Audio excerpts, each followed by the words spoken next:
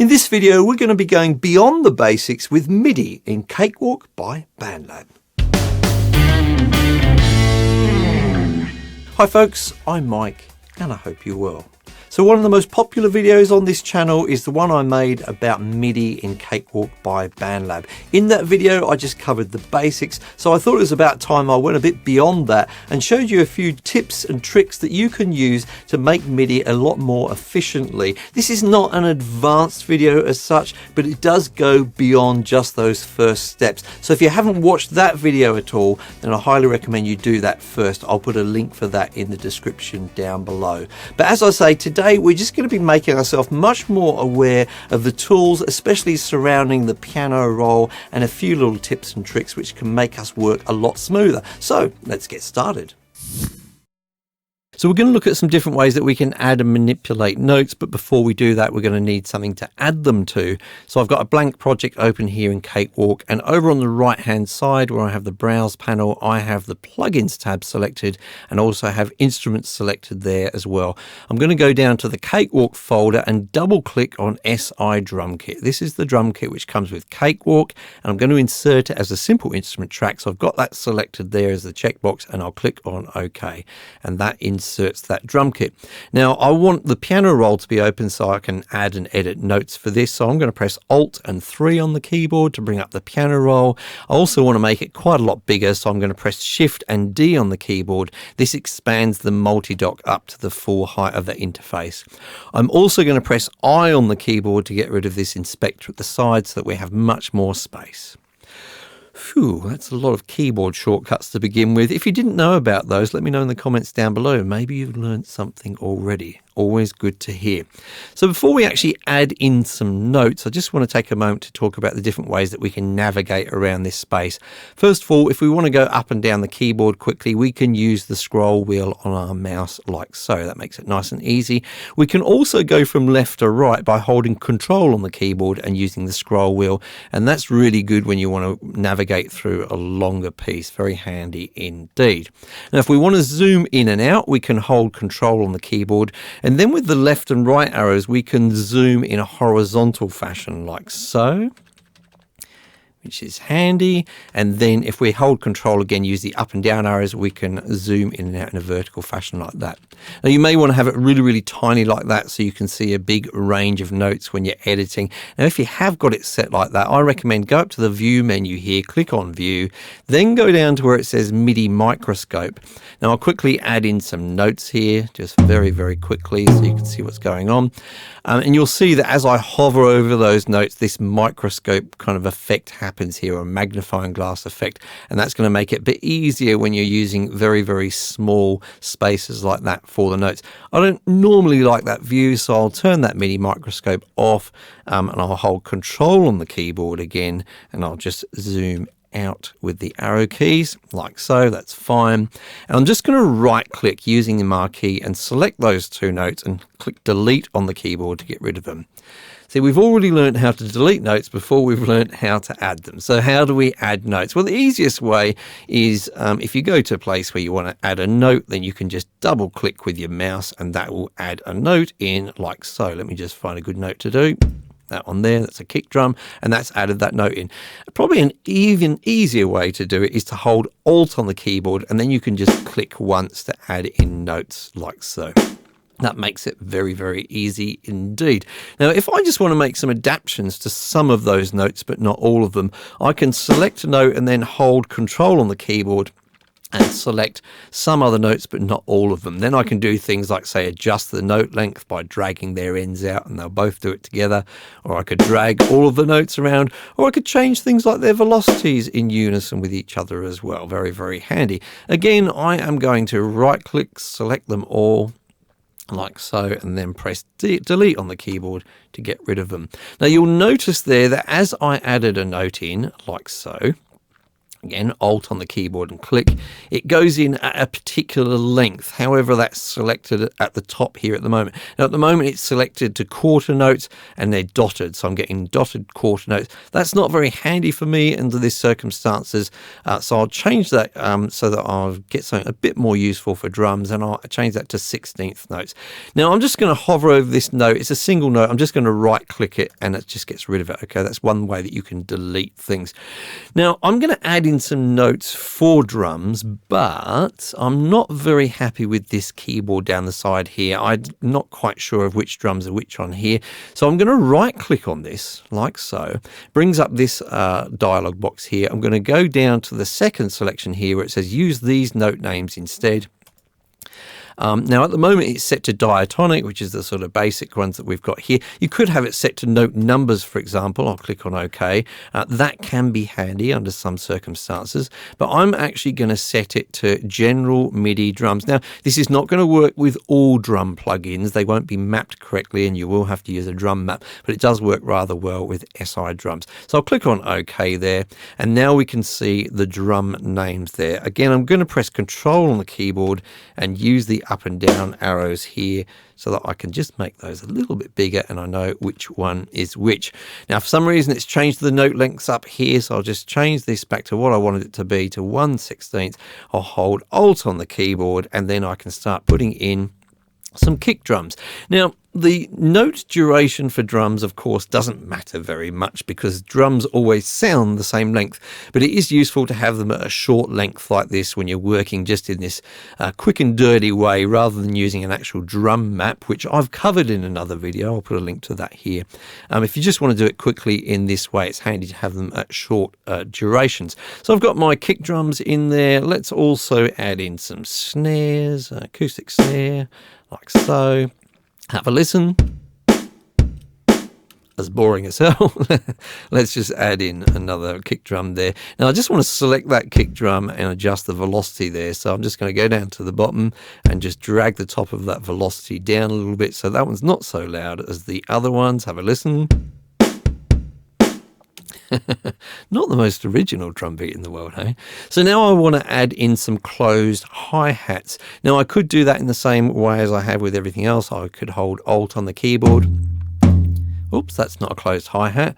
I'll right click, delete that. Try again, Alt on the keyboard. Add them in like so. Now, if it's a sort of an unusual thing where it's not the same pattern over and over again, then that's a good way to do it. But if it's a very, very repetitive thing, I'll show you a different way to do it. So I'll just right click, drag over there and delete all of those. And what I'm going to do is press T on the keyboard. This brings up the toolbar. The toolbar is invaluable when you're in this view. Rather than keep going up to the top here to make your selections, just press T on the keyboard and it's going to appear wherever your mouse is. Go over to the fifth selection here. Now there's a number of different things. If we long press here, we can select a number of different things. It's on freehand at the moment, and that's the one that we want. So I've just got freehand selected. I've got my 16th note duration selected at the top here, and also the snap resolution, which we'll get onto a little bit later, is set to 1/8 because I want 1/8 closed hi-hat notes in there.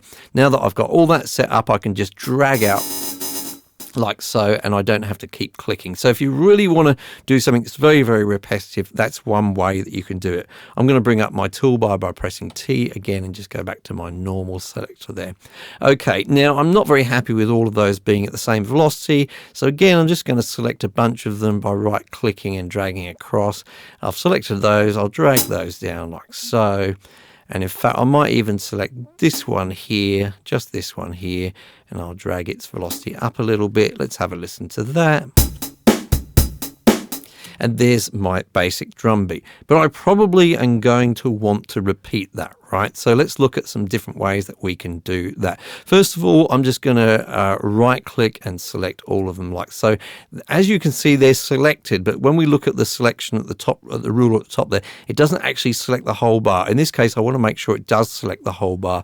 So now that I've got the whole bar selected, all I have to do is press Control D on the keyboard, and that's going to duplicate that across however many times I want to do it. So that's one way that you can do it. Another way that some people like to do it is to use another tool that we can see on the toolbar here. So I'll just press T for the toolbar, and I'll go over to that fifth section here, long press again, and I'll select the pattern tool. Now, I say some people, I don't always like to do this. Sometimes it doesn't work. But if you have them selected like this and you drag out, in theory, you should be able to drag out a pattern. There's a reason why it's not happening for me here, and it often did confound me as to why this is. You may know a more elegant solution, in which case you can let me know. But if I just collapse this a little bit, I'm going to press Shift D. You'll see up here on the timeline that we've actually got quite a number of different patterns selected there. I need to have them all as one clip. Sorry, not patterns, clips. So I'm just going to select all of those. I'll right click in this occasion and click on bounce to clip. Okay, and that's made it all one clip. Now, I couldn't see that had happened, of course, because I had this expanded like so. But if they are all as one clip, and you select them all like so, and again, I'll bring up that toolbar and select that pattern tool, then you can start to just drag out like so. So if you know a better solution as to how I can quickly join all of those together without having to go out to the other view, let me know. I'm missing something there. It does confound me, which is why I always use the Control D instead. So that's some really basic ways that we can add some notes in Cakewalk. By the way, if you are enjoying this video so far, could you do me a favor and make sure you hit the like button right away? That really helps me out because it lets YouTube know that other people should see this video as well. If you're not enjoying this video, then go ahead and hit the dislike button twice. And if you do like this kind of content, make sure you subscribe and ring the bell on YouTube so that you're notified about my other videos. Now let's get back to this video. So I think it's really important to understand the grid in the piano roll and how it relates to snapping. It can really help you out if you do understand the relationship between these two. First of all, let's talk about snapping. We alluded to it earlier when we set it on for adding these hi-hats. You can turn the interface on and off or expand it, contract it using this little grid icon up here. So make sure it's expanded so that you can then go ahead and select some different resolutions for snapping. So if we long press on there, then we can make some different selections there. Now, although we have that set to 1/8, of course, our grid is just set so that our bars are divided into 4. Now, I don't find that particularly handy because I kind of feel that, especially when I'm on things like triplets, I'm a little bit guessing about where those notes are going to snap to. Just my preference. So what I like to do is go up to that view menu again up there. I'll click on that and I'll go down to show vertical grid lines. Now, that's going to change some things right away. You'll see a few more lines appear there. Now they are appearing at my snap points, and that's because, again, under this view menu, if we go down to grid resolution, I have it set to follow snap settings. Now you can have it set differently so that the grid lines are in different places to your current snap settings. That may be handy, but I generally like to have it on follow snap settings. Now when I go ahead and I change my snap settings like so, let's go to quarter notes, it's going to change visually. So I just find that a really, really handy way to work. I can see exactly where all of my notes are going to snap to. Very handy, as I say, when you're going to triplets. So let's say I go to quarter note triplets here. I'll select that. In fact, no, I'm going to select eighth note triplets. Let's do that. And on this last bar here, I'm going to do some shuffling of these hi-hats. So I'll just grab these around like that, and you notice that I can easily see where I'm going to be dragging those notes to, because it's right on those grid lines. I'll also just move that kick drum down there a little bit. Have a listen to this bar, which is divided into eighths, compared to this one, which is divided into triplets. If you want that skippy feel, there's the answer. So yeah, I just find it very, very handy to understand that the grid doesn't necessarily visually represent what's happening with the snapping. However, it can, and that's very useful indeed. So I thought we'd take a moment to look at the controller pane. Now this lives just below the piano roll here, and by default it shows the velocity of the notes. Now you can collapse the controller pane by clicking on this little icon here at the bottom. If we click on that, then those velocity lines then go out across the piano roll there, overlapping it and lining up with the notes there. I don't particularly find that view useful, so I'm going to go back to the default mode here where it's showing the velocity. Now of course we can go ahead and make changes to those lines just by hovering on the end of them. We can drag them up and down like so, or we could drag through them like so. Using the left mouse button, I'll just drag through and make a nice smiley face. That cheered you up, didn't it?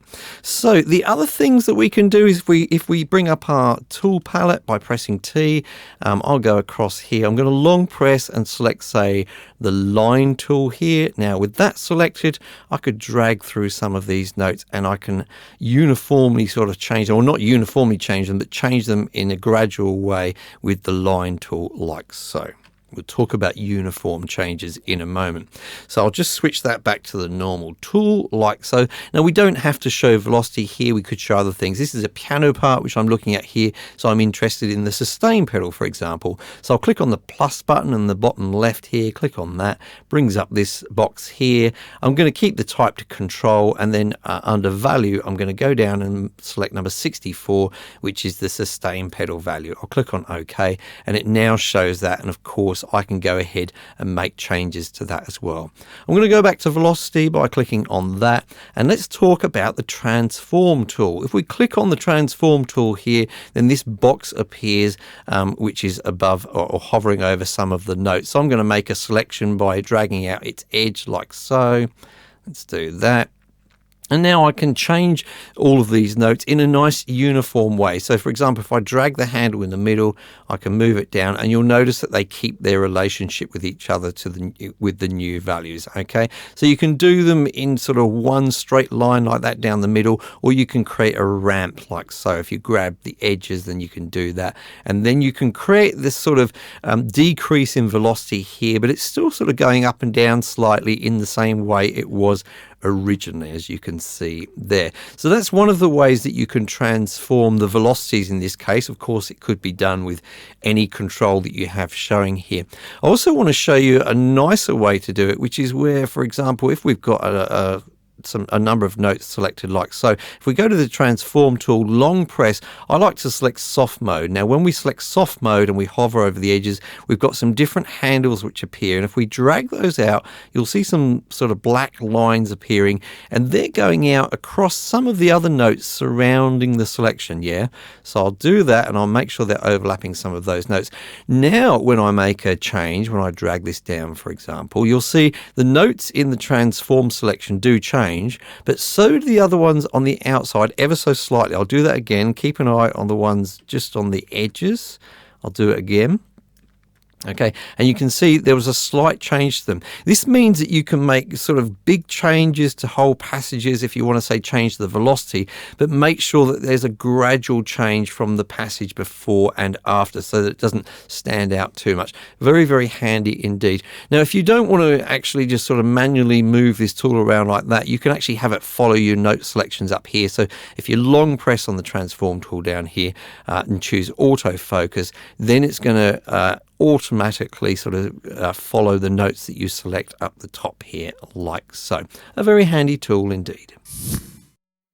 So as your track progresses and you get more and more instruments, it's important to be able to navigate between them quite easily, and also to be able to see how they relate to each other musically. And for that, we're going to use the track pane. So if you can't see the track pane, which I can at the moment, it's this pane over here on the right. You may have it collapsed. There's a collapse button just up there, so just double check that you haven't collapsed it if you can't see it. So I'll make sure it's seen, and let's just have a quick listen and see what I've got.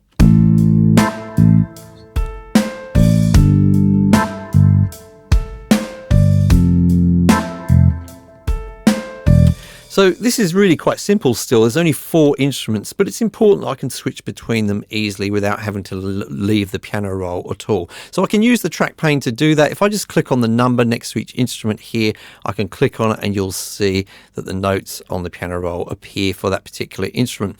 I can also see 2 instruments at the same time and see how they relate to each other. So for example, if I click on the drums as I have here, and I'll control and click on the bass as well, you can see that I have the bass notes, which I can see here in blue, and there's some light grey notes. Those are the drum notes. Now at the moment I have auto lock switched on, which means the main selection is selected, which is the bass here, but any other selections are locked, so I can't accidentally move those drum notes there. If I click, it just creates bass notes as I have there, so I'm not going to accidentally adjust those drums there.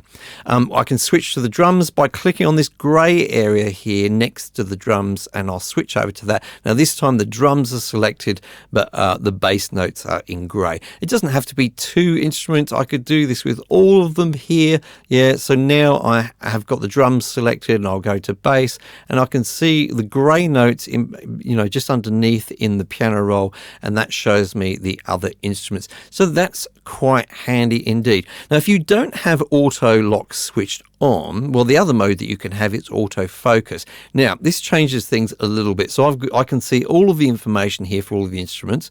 Let's actually make it just 2 of them. Let's do drums and bass. Okay, so I've got bass as my main instrument showing there, but I can still change the drum. So if I hover over a drum there and move it, sorry, bass I should say, I can still change that. So if I hover over a bass note there and move it, it's automatically focused and selected the bass as the instrument, and I've moved it. Likewise, I could switch back to changing the drums by going to a drum note there and hovering over it and starting to move it. Now the drums have become the main selection. They're highlighted and I can change it. So that's a way of having 2 instruments on there at the same time and being able to adjust them.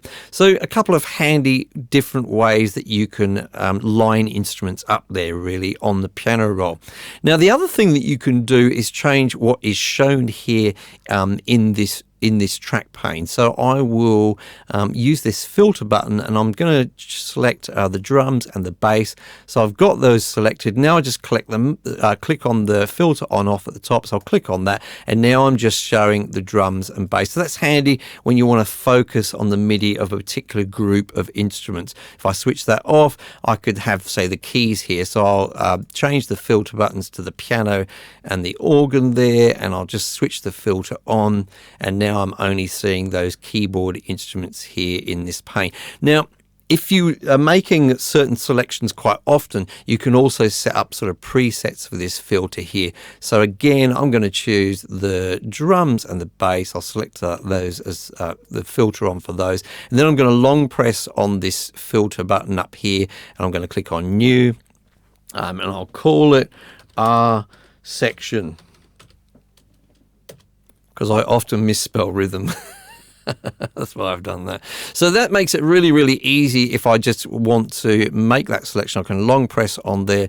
I can have it on default like so, or I can just go to R section, and then it's going to filter to the R section. I could have done it as well, of course, with the keys. So I'll select the piano and the organ there. I'll just select new there. I'll call this one keys, like so. I think I accidentally had drums selected there, but never mind, you'll get the idea. So if I do R section, then you can see the filters changed there, so I can switch it on and filter just to the rhythm section, or I can do it with the keys, which I set up wrong, but there you go, you get the idea. So really, really handy pane there, the track pane. There's lots and lots of different ways that you can then see how your instruments are lining up with each other, how they're interacting with each other.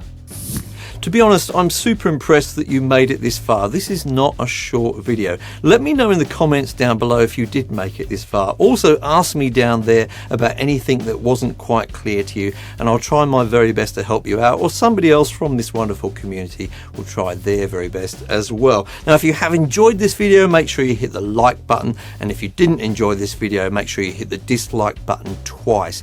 If you're getting value out of these Cakewalk videos and you feel that they're helping you to progress, then maybe you could help me out and consider joining my Patreon. There's a link for that in the description down below, and you can support this channel for as little as $1 per month. Of course, you can also go ahead and subscribe and make sure you ring the bell on YouTube so that you're notified about my other videos. And I'll see you in the next video.